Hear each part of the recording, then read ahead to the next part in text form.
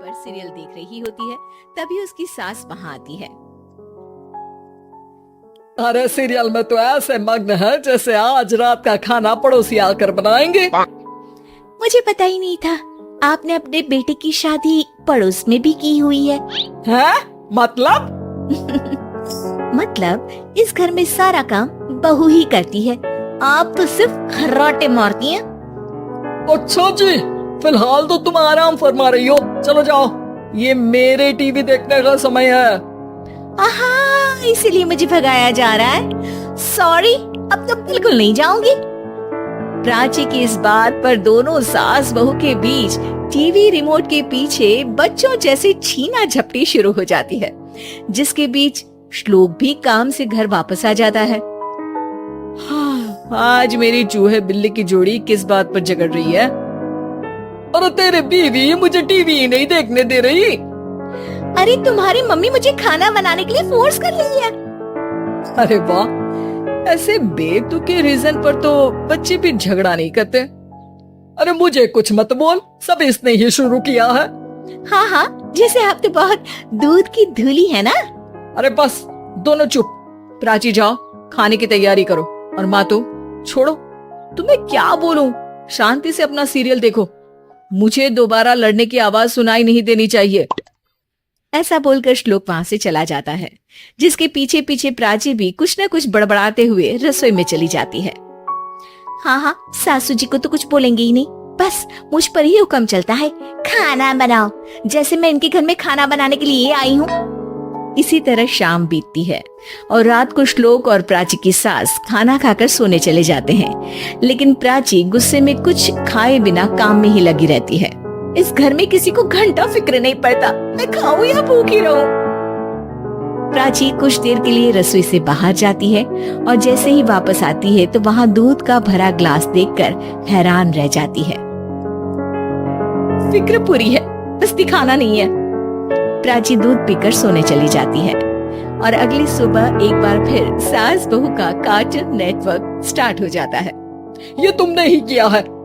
अरे अजीब जबरदस्ती है, मैं बोल रही हूँ मैंने कुछ नहीं किया। दोनों ने मिलकर पूरे घर को पागल खाना बनाया हुआ है। यहाँ कोई नॉर्मल इंसान तो रह ही नहीं सकता, इसीलिए अब पड़ोसी क्या रिश्तेदार भी घर आने से कतराते हैं। और सुन बेटे, तू भी चंगा, तेरी माँ भी चंगी, तेरी बीवी भी चंगी, रिश्तेदार। हाँ जी, आपको नहीं पता क्या, गंगाधर ही शक्तिमान है, रिश्तेदार ही।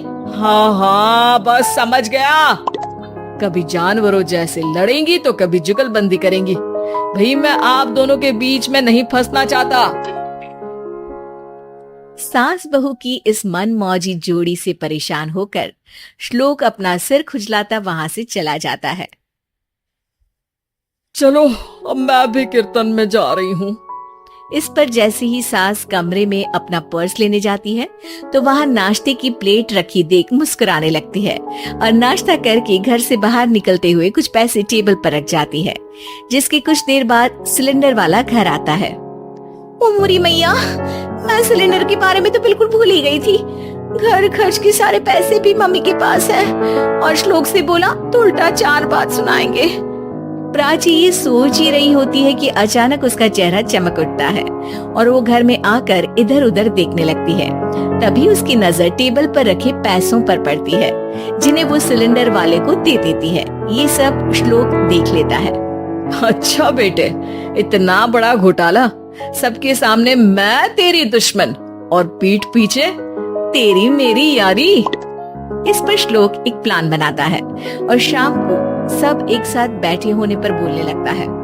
माँ, तुम दोनों की बहुत लड़ाई होती है, इसलिए मैं सोच रहा हूँ कि प्राची को उसके घर छोड़ाऊं, इससे वो भी खुश रहेगी और तुम भी। अचानक श्लोक की ये बात सुनकर सास बहू शौक से उसकी तरफ देखती है। अरे ऐसे कैसे घर छोड़ाओगे, मुझे कहीं नहीं जाना। अरे तुमने बोला नहीं पर मैंने सुन लिया, तुम्हें मम्मी के साथ रहना अच्छा नहीं लगता, मुझे पता है। अरे वो अरे, जब बहू खुद कुछ काम बोले तो वो तुझे सुनता नहीं, और अब जो इसने बोला ही नहीं वो तू समझ गया। जब उसे नहीं जाना तो फिर जबरदस्ती क्यों कर रहा है? अच्छा, फिर आपको मौसी के घर छोड़ाता हूँ। बस अब आप दोनों एक घर में एक छत के नीचे नहीं रह सकती। मैं इस टॉम एंड जेरी की जोड़ी को और नहीं झेल सकता। है? ऐसे कैसे नहीं रह सकते? तुम्हें इतनी दिक्कत है तो तुम्हारा बोरिया बिस्तर पैक कर देती हूँ, लेकिन मम्मी जी कहीं नहीं जाएंगी। बिल्कुल यही सुनना था मुझे। अगर दोनों में इतना ही प्यार है फिर हर वक्त ये लड़ाई का नाटक क्यों करती हो? देखा मैंने कैसे माँ किचन में दूध रखती है और तुम उनके लिए कमरे में नाश्ता रखती हो, और कैसे वो पहले ही तुम्हारी दिक्कत समझकर घर में पैसे रखकर बाहर जाती है। अरे भाई, इतना ड्रामा तो डेली सोप में भी नहीं होता जितना तुम दोनों ने इस घर में फैलाया हुआ है।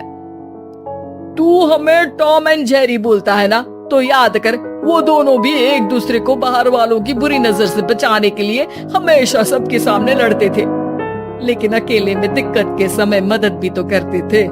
बस हमारा रिश्ता भी कुछ ऐसा ही है। और वैसे भी अगर सास बहू में तू मैं नहीं होती तो दुनिया वालों को कहानियां कैसे मिलेंगी?